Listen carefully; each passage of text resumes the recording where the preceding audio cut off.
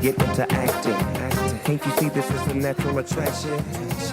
A lot of maxing and relaxing. Come on, baby girl, give a player some action. I'm asking.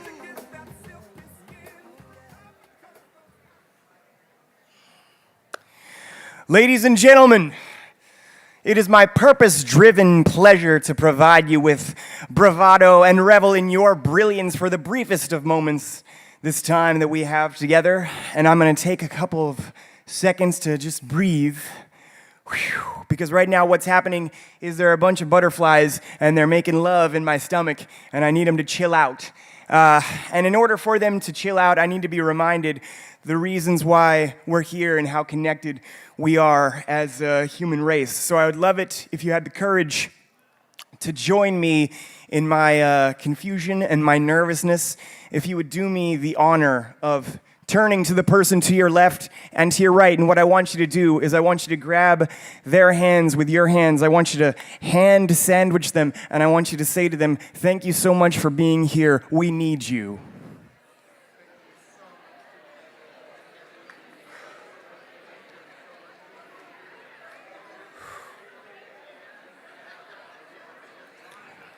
How does that feel? Does that feel good? Doesn't that feel so good? God, I feel so much better already. I am a professional keynote speaker. I go into various organizations and businesses and schools, and I inject emotion and purpose into whatever it is that other people are doing because I love to invade other people's spaces and projects. It's one of the reasons why I'm up here. But I'm also the co-founder and chief inspirational officer for Perfectly Afflicted. And I'll get into that a little bit later. But to start things off, I really only know how to say I love you in one way, and that's through music. So I'd like to play you a song.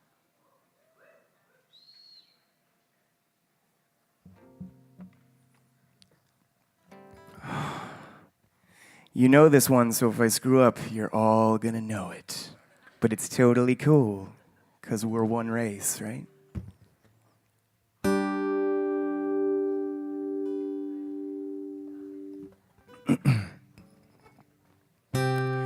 When the rain's blowing in your face and the whole world is on your case,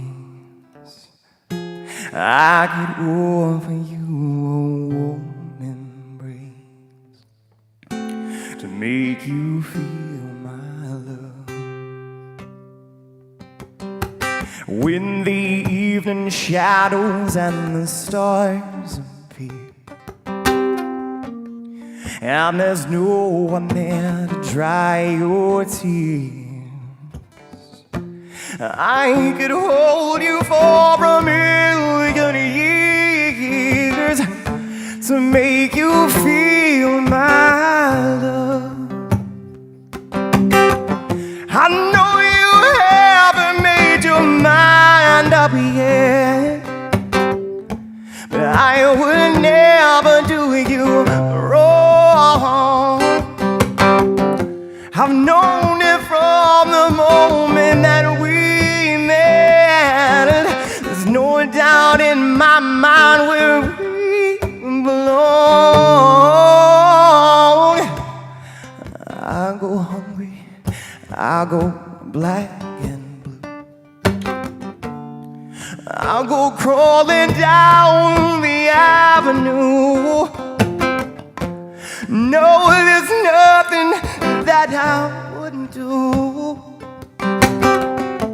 to make you feel my love. The storms are raging on the rolling sea, and on the highway of regret,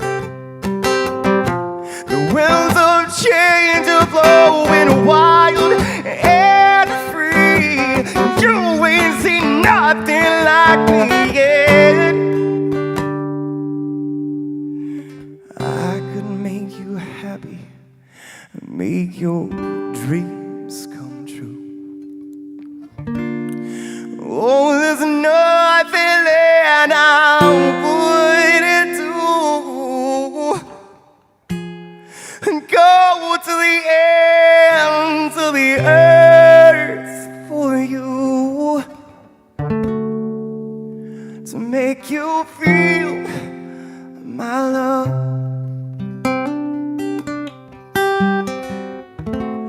to make you feel my love.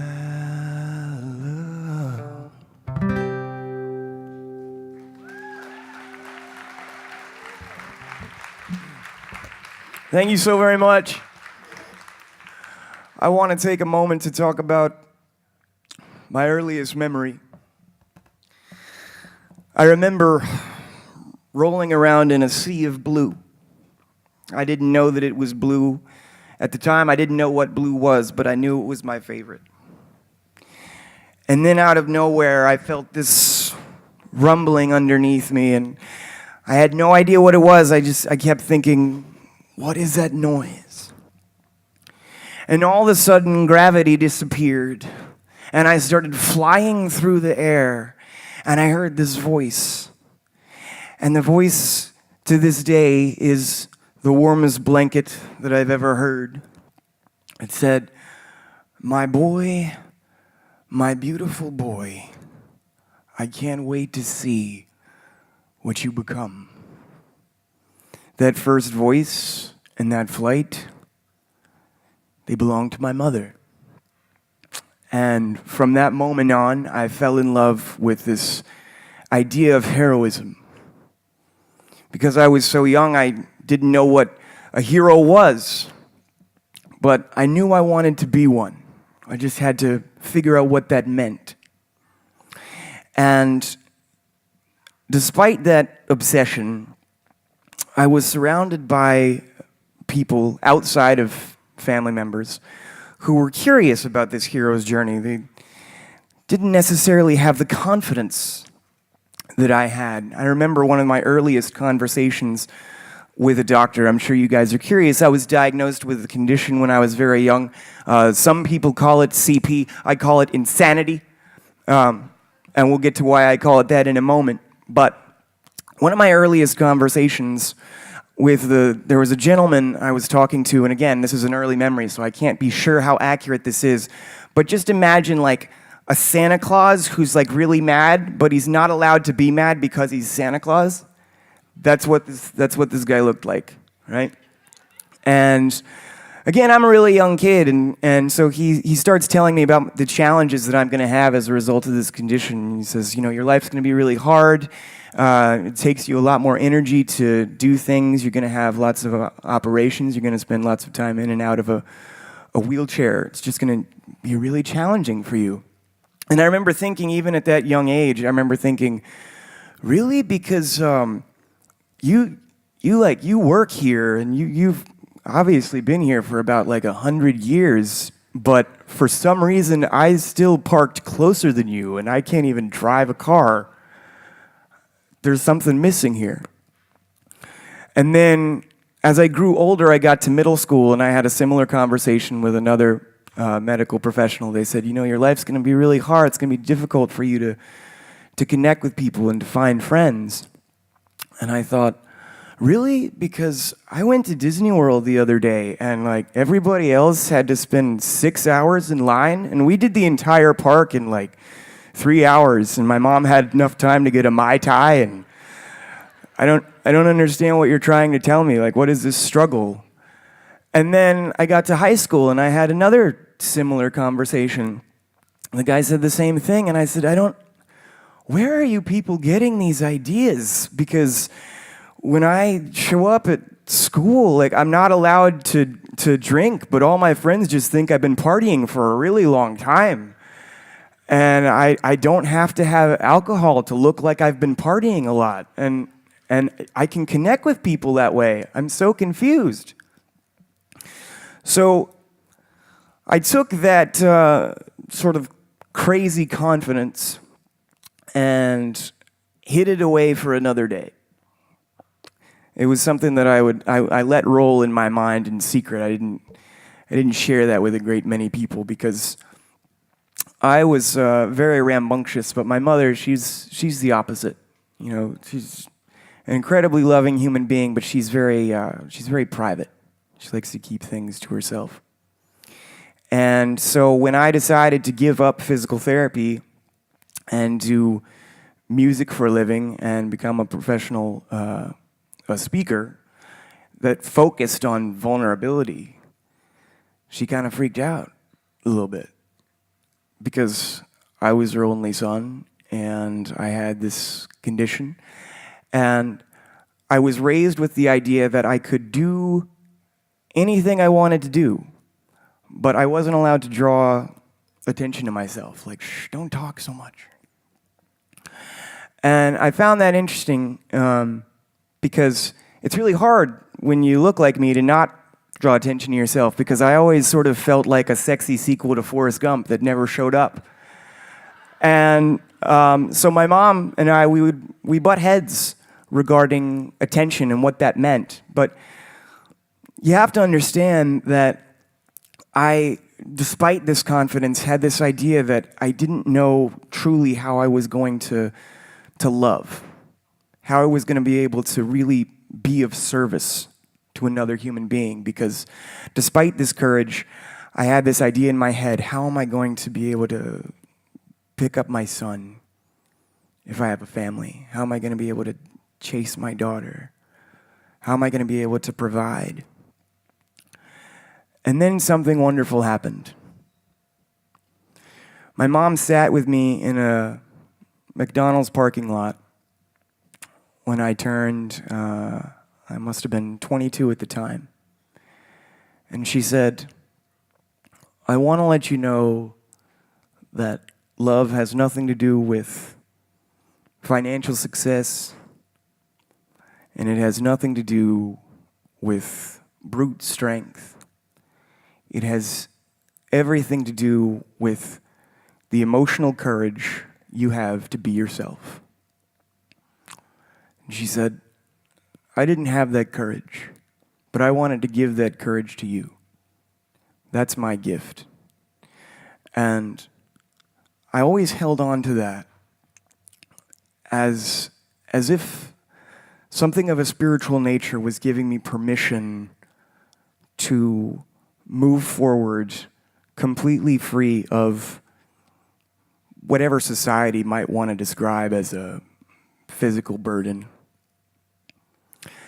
And because I was able to hold on to that courage, the truth is, my mom is she's the hero of the story. I thought that heroes had to wear spandex and wear capes and run into burning buildings and save people. But the truth is, the secret to heroism is it's the point where vulnerability, love, and creativity meet. That's what it means to be a hero. If it were not for my mother having that brief conversation with me in a McDonald's parking lot, I would not have the courage to be sitting up in front of you, and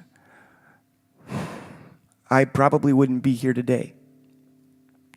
Because the other thing about heroes is they have secret identities. And this is the last little bit I'd like to share. Despite that courage, I didn't feel like I was worthy. I didn't feel like I should be allowed to stay here.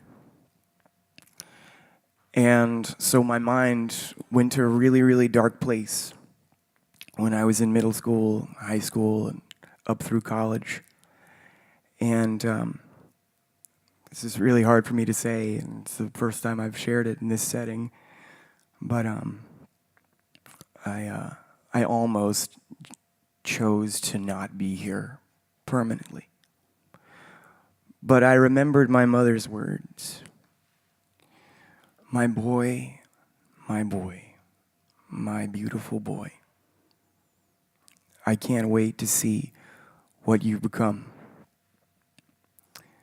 My mom and I, we don't have the same personality, and we love each other very much, but we look at the world differently. One thing that we do hold true is service is everything that human nature is about. And that's what everybody here represents. And that's why I was so intimidated to sit here with you and share my tale. Oftentimes, when you're in the middle of the madness, it's hard to notice all the lives that you're affecting. But I want to just remind you of your own heroics. In the midst of the madness, it's hard to see the forest through the trees, but take a moment to step back every once in a while and realize how important you are. Because regardless of your background, your creed, your culture, your physical condition, you matter. And I just wanted to take a moment to remind you of that. Thank you very much.